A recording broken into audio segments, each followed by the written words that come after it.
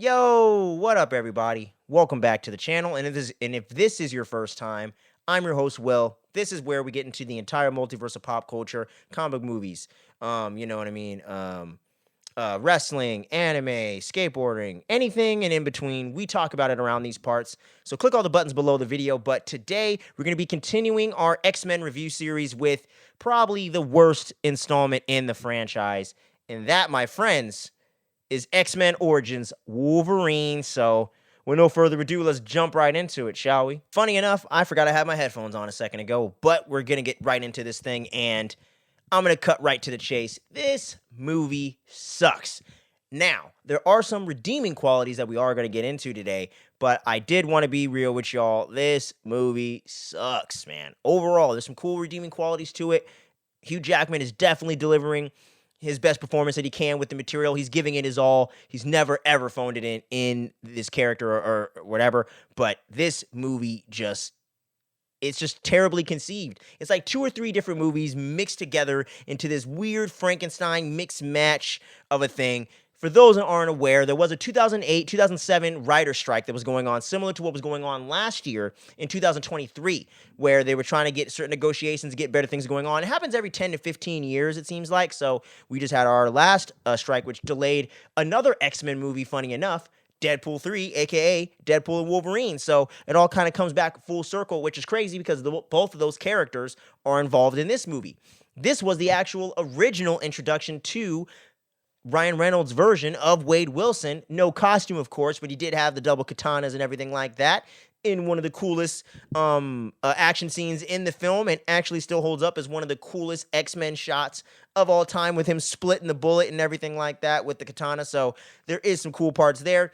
But yeah, man, this movie was just littered with tons of studio meddling and rewrites, writers leaving and coming and getting brought in to rewrite the script. They had to go on a long-ass hiatus and get through the strike and everything like that. And once the 2008 strike was over, they had to rush in, people again, reshoot the movie, retool the movie to try to get out for that May 1st release date that they had for 2009 when this movie was originally released. And by the time it got out into the public eye, everyone was hating it. It even got leaked several months before the release, and people were already talking shit online. And y'all know as well as I do, in 2009, Twitter was definitely a thing. Facebook and MySpace were definitely still a thing, but Twitter wasn't in its full swing yet. So the social media machine that is the hate mongers going on around on the internets today weren't quite around yet, giving that full-on thing. But I'm telling you, if Wolverine Origins came out now, it would be a shit show online, dude, because this thing was terribly written and conceived, for sure.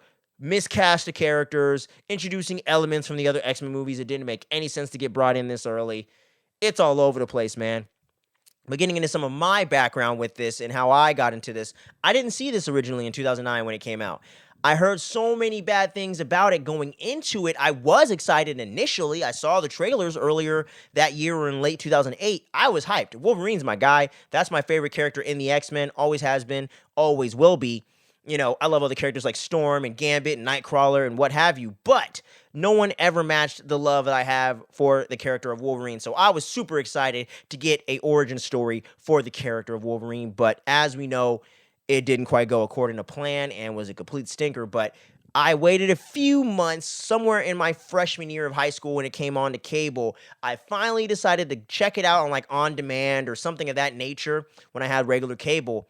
And I was completely disappointed. I was appalled at what they did to Deadpool. You literally sewed the mouth shut of the merc with a mouth. We're going to get into that in a bit. I'm going to save a whole section just for Deadpool because that's where I'm totally shitting on this movie. But yeah, so it was just totally disappointing. I thought they were going to have a whole line of origin stories a la MCU style for the X-Men characters. The MCU had just kicked off with Iron Man, and Iron Man 2 dropped just a year after this thing, and it was just a disgrace, man. Between X-Men The Last Stand in 2006 and this one in 2009, the X-Men franchise was at an all-time low, and even to this day has never hit the lows that this movie and Last Stand back-to-back as a 1-2 punch did to the franchise. So it's terrible, man. It is terrible. But yeah, man, so I never really wanted to go back and explore this movie much. I think I maybe had rewatched it one more time since I saw it in like 2009, 2010. It was like somewhere maybe in college. I decided to check it out one more time leading into X-Men Dark Phoenix when that released back in 2019. I was like, okay, this is the end of the X-Men era as we know it in Fox because the MCU is about to scoop this up over there to Disney and the Marvel Studios. So let's go ahead and, rewatch all these X-Men movies. So I kind of did what I'm doing now and did a whole marathon watching all the X-Men movies that had released up into that point. There was no New Mutants yet. And I was like, all right, cool. We got through Apocalypse and some of these shitty ones, and it just never played well for me. But I will admit, over the this time on my third rewatch, and then that time on my second rewatch, I will admit that there are some more redeeming qualities to the film. I do enjoy some of the elements of what Hugh Jackman was bringing to the role, of course. There was some cool plot points that had to do with the character and things that I thought did make sense for the character in the franchise as we know it. The way that he lost his memory, to me, made some kind of sense. I know it's a little bit out there, but not completely too much like a lot of the other shit in this movie.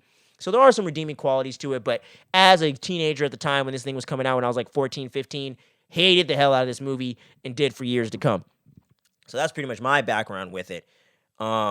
Yeah, and there's not a whole lot of behind the scenes that I necessarily know about going into this one. It's going to be a little bit of a shorter but sweeter episode or installment in this review series. But as we know, 2008 writer strike was going on. Gavin Hood had an original vision that was kind of more of what the first half of the movie was promising, really telling the story of Logan and how he got his powers, what happened there, and how he used his powers to help him throughout the military throughout the years with his brother, Sabretooth, which was a whole nother contradiction that wasn't necessarily contradicting the comics and the source material they were getting this from, but it contradicted the actual continuity of the first three X-Men movies because they never established the fact that Sabretooth and Wolverine were let alone knew each other, let alone be related. So it was completely off base for doing that, and it was very confusing at the time. I understood why they did it because it was a twist that came from the Wolverine origin comic book run, the 6-issue miniseries that came out in 2001. Just a year after the original X-Men run, in fact. But they did do a good job at recreating and adapting those elements of how Logan's powers were initially activated and the whole thing with his father having an affair with Sabretooth's mother who was with Sabretooth's mom, who was with Sabretooth's dad at the time, so they're half-brothers. So that whole element I thought was really interesting in this film, and even though it contradicts the other three movies a bit with the way they characterized Sabretooth especially, but this the whole dynamic between him and Wolverine in the first film, when you go to the comics, when you go to the animated series from the 90s, it does make a lot more sense, and you do understand what they're going for. So it plays a little bit better if you have more auxiliary knowledge of the X-Men lore like I do. But if you're just going off those first three movies and you were watching this in 2009, it was hella confusing, and I understand why. Great recasting with Liev Schreiber, but really, really confusing. So there was a lot of back and forth, and they ended up making Deadpool the Merc without a mouth and putting these stupid sword things in there, and it was just a lot of stupid plot points going on, and they just kept constantly rewriting the script and changing things up, and it just became a mess, man. So not too much to go into. If you don't know, now you know segment. I really couldn't find much. Didn't really want to do too much digging either, to be completely honest with you, because we all know why this movie sucks the way that it does. But I do want to highlight a few redeeming qualities about the movie before I shit on some of the things I hate about the movie, and we wrap this thing up. So here's a few, maybe 3 to 4 redeeming qualities of the movie. Obviously, Logan himself, Hugh Jackman's performance as Wolverine, still very strong, still very committed, really cool action scenes. He never phones it in for a second. Even when the tone is all over the place, he is consistent in what is going on in the scene. He's consistent in what's going on with the character throughout the film. And he's consistent with the character's whole entire arc through the series up until this point.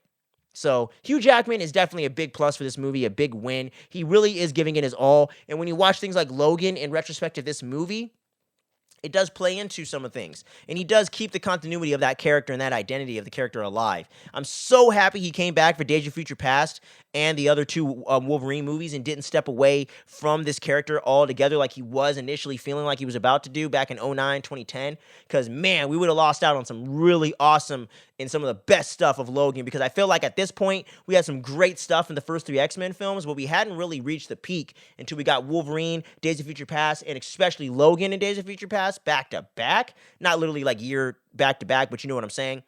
But both of those being the Wolverine installments we got from 2014 and 2017.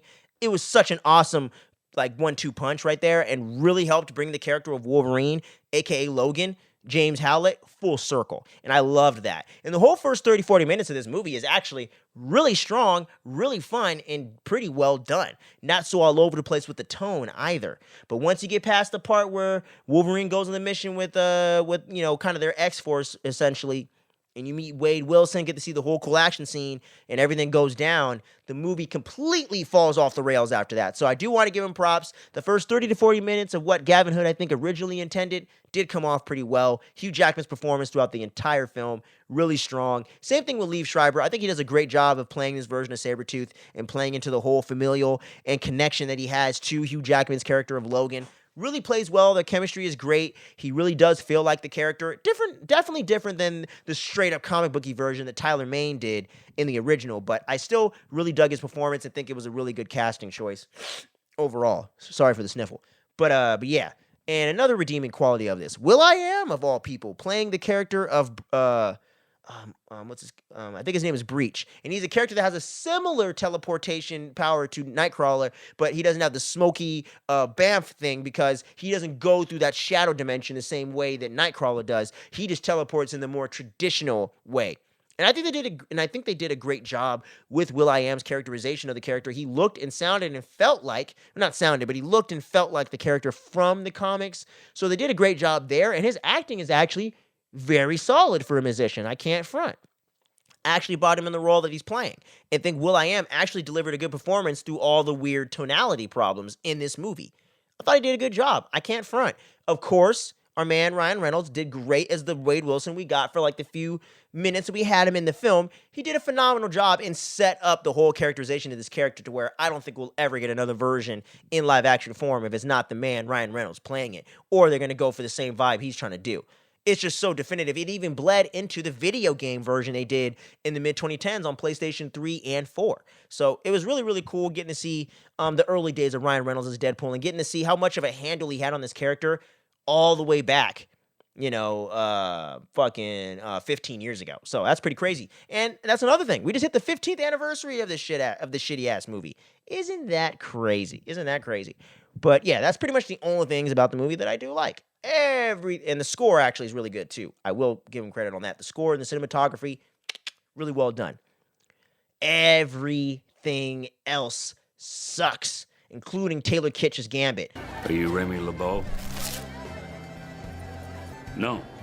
No Cajun accent, no comic book accurate costume or anything to speak of. They at least gave him the staff, which was cool, and gave him the same power set. And although Taylor Kitsch was okay, it's not the Gambit that we all know and love from the comics or the animated series. At all. Not at all. Nada. Nothing. So that was completely shitty. Shadowcat, the lady that played the actual love interest of Logan in this movie, that is a character that has a completely different story in the comics that they pulled and used for this movie. So that was completely off the rails as well. And then they introduced a young version of Cyclops, completely unnecessary. Has nothing to do with Logan, had no clue Logan existed or even knew him until the first X-Men movie. Once again, continuity in the X-Men franchise is crap. So that's another thing right there. A weird-ass de-aged Professor X that somehow looked worse than the version they did 3 years earlier in 2006 back in the day. It's like, how does the older version look better than this? But that's probably because they were rushing and everything due to the strikes. But that looked terrible and made no sense either. Professor X had no clue Logan existed, and they had no connection to each other. Now, I get he didn't see him in the scene because he was off somewhere healing up the freaking bullet wound in his head after Stryker shot him in the dome. But that was another thing that didn't play well either. And then Gambit comes back to help him out and come in to save the day, and he's like, "Who are you? Who the hell are you? Where am I? Where's Martha?" I'm fucking around. But all that stuff's going on, so... Man, yeah, this movie's just hugely disappointing. There's a couple redeeming qualities to it. There's some cool moments, some nice little X-Men Easter eggs and stuff sprinkled throughout. But overall, this movie is not great. So y'all let me know what you think about this one down in the comments below. Do you think this is highly underrated? And do you think people are tripping and this is actually a kick-ass movie? Are you more on my side of things and think that it has a few redeeming qualities but sucks? Or are you one of those people that just thinks there's nothing good about this movie and it absolutely is terrible all the way around? I want to hear all your thoughts no matter where you land. I want to hear your thoughts down there in the comments. You guys have been doing so awesome showing support for this little X-Men review series we're doing. So make sure you keep your eyes peeled. There's going to be a couple more weeks. We're going to have a little bit of a gap right here between this one and the next installment because we're going to be getting into the entire prequel trilogy that Matthew Vaughn set up in 2011 with X-Men First Class. So make sure you look out for that for about 2 to 2.5 weeks from now. We're going to have that review on the channel and be back in full swing because we got X-Men 97 right around the corner. So I'm going to be covering those episodes week to week as well. So you're going to be getting the X-Men content on the channel. Don't worry about that. I'm going to be catching Dune 2 today as of the recording of this video, so you should have already seen my Dune 2 review. That's going to be up on the channel. Shogun, the latest series on Hulu, has been kick-ass. We talk about that. And there's a lot of Scream 7 news, all kinds of stuff we're talking about on the long-form show that just premiered this past week by the time you're watching this. So make sure you check out our long-form content. We're making sure to keep that on a consistent basis. But yeah, so we're going to catch you on the next installment. Thanks for sticking around to the end if you did. And I appreciate each and every one of you watching and listening to this. And we also got this review series over there on the podcast feed. So make sure you check that out if you like audio on your drive to work or when you're working out trying to get those gains. So until next time, make sure you stay tuned, don't sleep, and stay safe out there in this crazy world. We'll catch you on the next one. Peace.